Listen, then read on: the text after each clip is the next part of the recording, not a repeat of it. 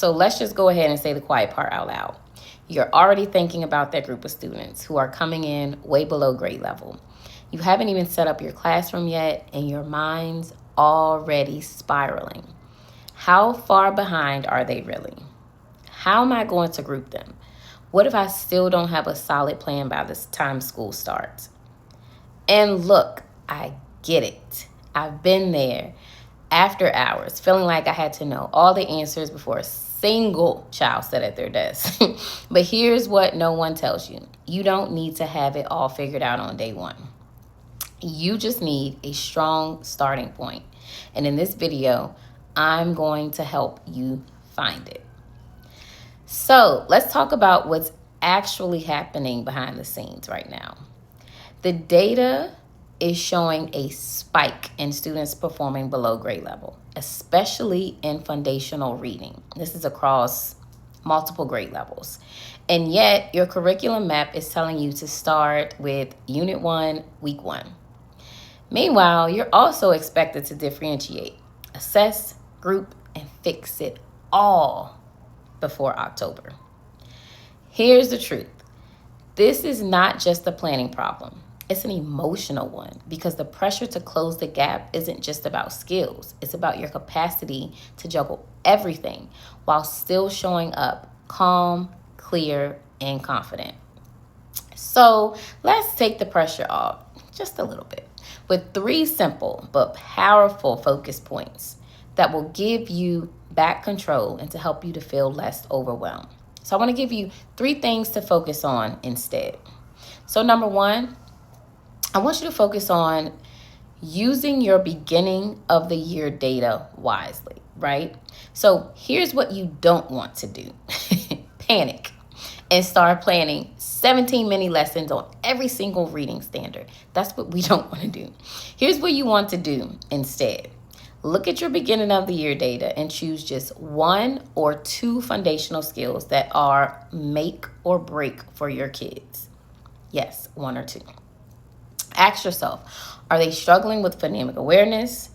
Can they decode short vowel words?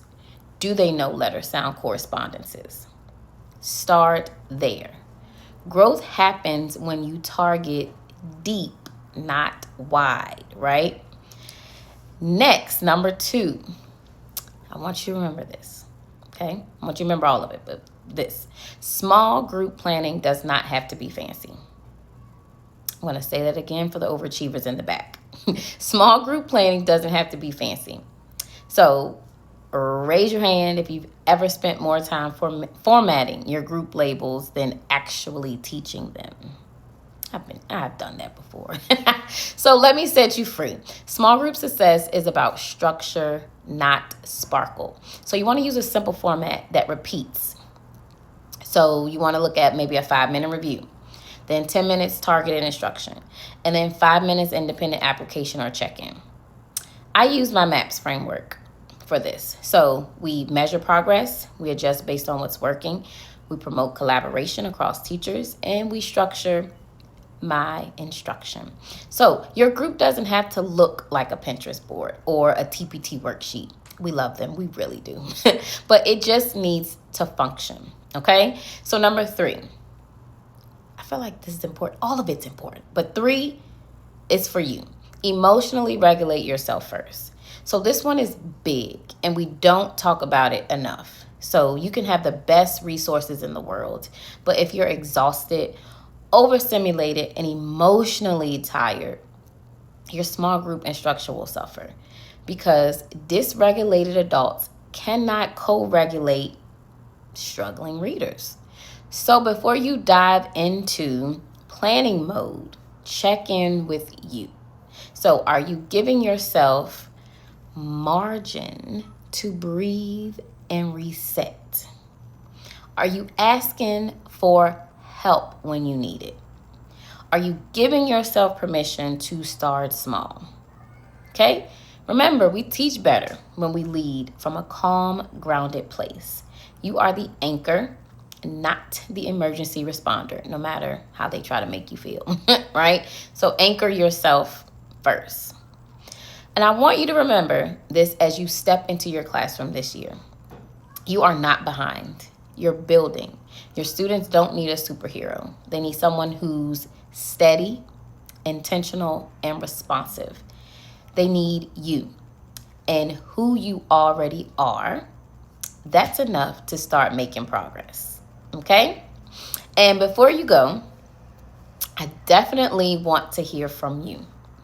So I invite you to drop a comment and tell me what's one thing you're worried about heading into this school year. Let's support each other in the comments, and I'll definitely be reading and responding. And I want to also share with you that if you want a clear, calm way to get your small group started, to grab my free Literacy Rescue Starter Kit. It's linked below. It includes a quick start checklist. It includes my small group cheat sheet and 3 must-have lesson planning components that keep you focused. So let's do this together.